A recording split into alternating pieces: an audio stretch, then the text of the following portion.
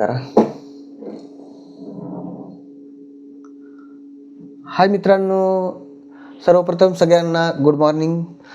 मी किरण धडस, संस्थापक perfect coaching classes. तर आज आपण एका वेगळ्या विषयावरती बोलणार आहोत. तर विषय असा आहे की तरुण पिढी आणि त्यांचे ध्येय.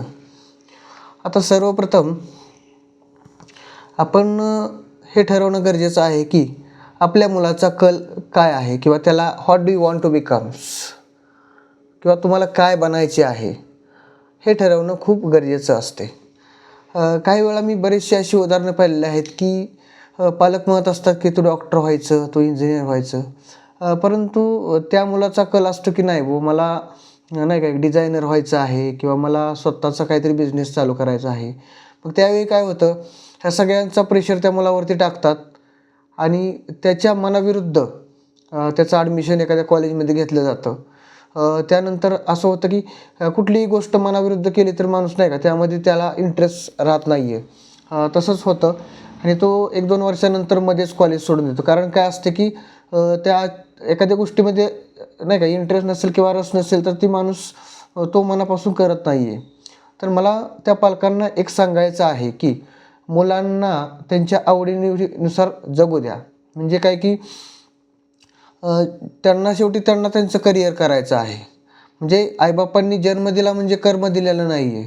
प्रत्येक मुलांचं भविष्यही त्या मुलांच्या हातामध्ये असते. एक मार्गदर्शक म्हणून आईवडील असतात. परंतु मला त्या आईवडिलांना किंवा त्या पॅरेंट्सना हे सांगायचं आहे की मुलांचा जो कल आहे त्याच्यानुसार मुलांना त्यांचं करिअर करू द्या. आता सध्या खूप सारे मार्ग आहेत. आता आपण पाहतो आहे की बारामतीमध्ये, आता मी सध्या बारामतीमध्ये राहतो आहे. इथं खूप साऱ्या कॉम्पिटेटिव्ह स्पर्धा परीक्षा देणारी मुलं आहेत, JEE नीट पोलीस भरती करणारे आहेत. तर त्या सर्व पालकांना मला एक सांगायचं आहे की सध्या जर आपण पाहतो आहे की प्रत्येक डॉक्टर, वकील, इंजिनियर असंच करत बसलेलं आहे. तर सध्या त्यासाठी खूप सारे मार्ग आहेत.